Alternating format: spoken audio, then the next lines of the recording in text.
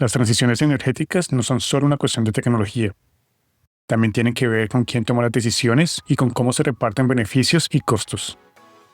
Detrás de cada parque eólico y de cada cable nuevo hay una idea de justicia y de reparto, aunque no se diga en voz alta. Esto es Vientos Cruzados, historias de viento, energía y territorio.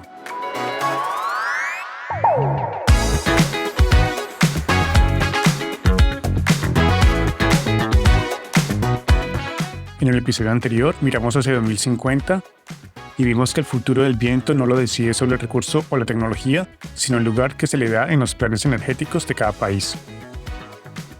Llegamos al último episodio de la serie, en el que vamos a mirar de frente la idea de transición justa y los modelos eólicos que se exportan de un país a otro.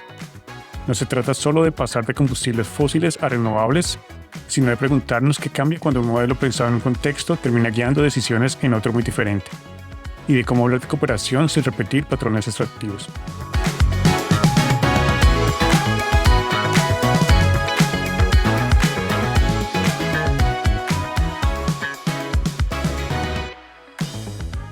En este último tramo del viaje, ya tenemos claro que Dinamarca ha construido, a lo largo de décadas, una trayectoria muy particular con el viento.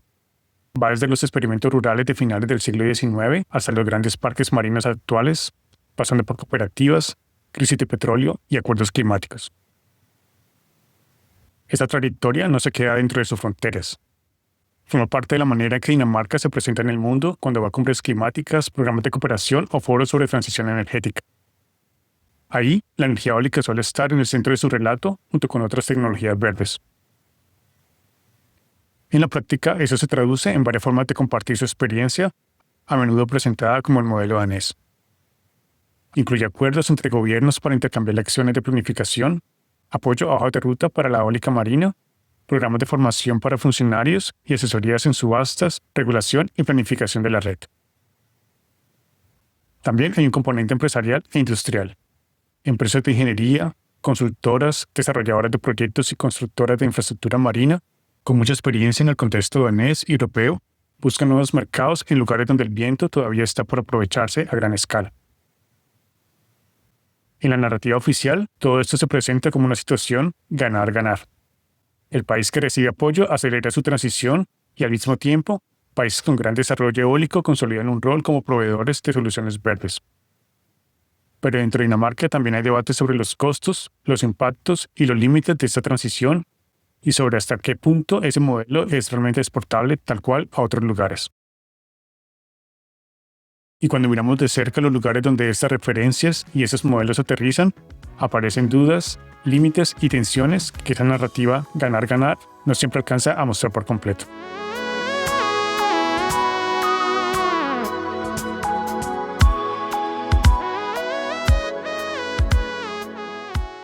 Crucemos por última vez el Atlántico en esta serie y volvamos a Colombia, en particular a La Guajira y al Caribe.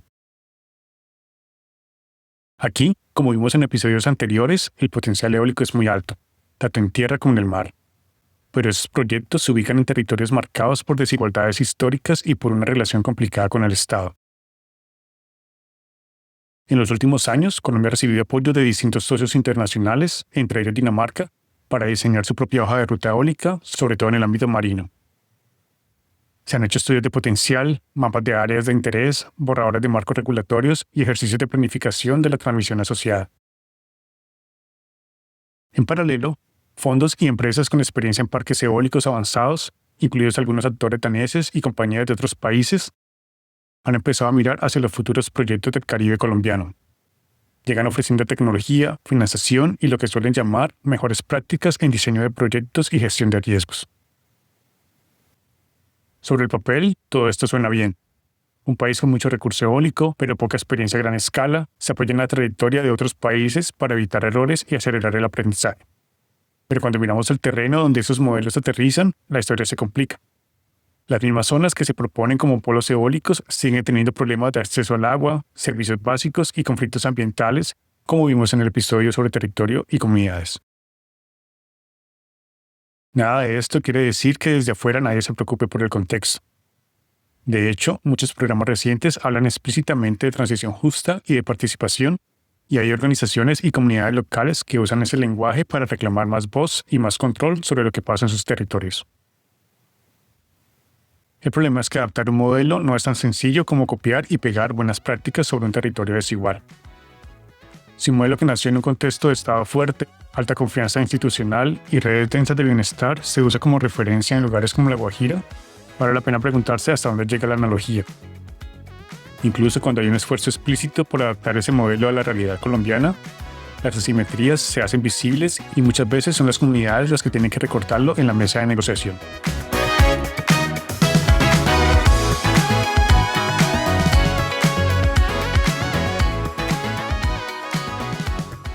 Cuando cruzamos estos modelos de intercambio, aparece una pregunta de fondo. ¿Qué queremos decir realmente cuando hablamos de una transición justa en la energía eólica? Especialmente cuando los modelos que se exportan de un país a otro se presentan como ejemplos a seguir. En muchos casos, la cooperación parte de la premisa implícita de parecerse al país que exporta el modelo, sin preguntarse qué prioridades y qué formas de desarrollo quieren las comunidades y los actores locales. Una transición justa no se reduce a que las tecnologías sean limpias ni a que se creen empleos.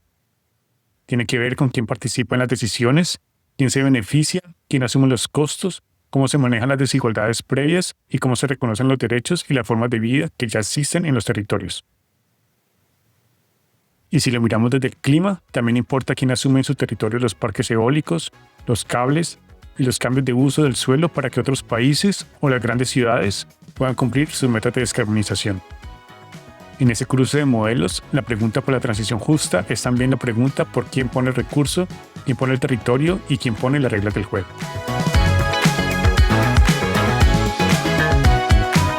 Con este episodio llegamos al final de esta serie. Hemos cruzado vientos, energía y territorios. Hemos intentado mostrar cómo Dinamarca y Colombia se parecen y se diferencian, y cómo el viento que parece tan neutro se enreda con historias de gobernanza, de identidad y de justicia. Si me quedo con una imagen de estos 9 episodios, es la de 2 mapas superpuestos. En uno, las curvas de recurso eólico.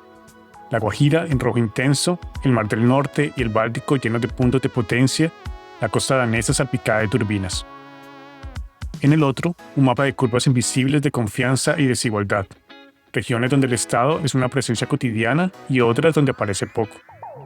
Paisajes donde las cooperativas hacen parte de la memoria y paisajes marcados por décadas de proyectos que han dejado huellas profundas en comunidades y territorios.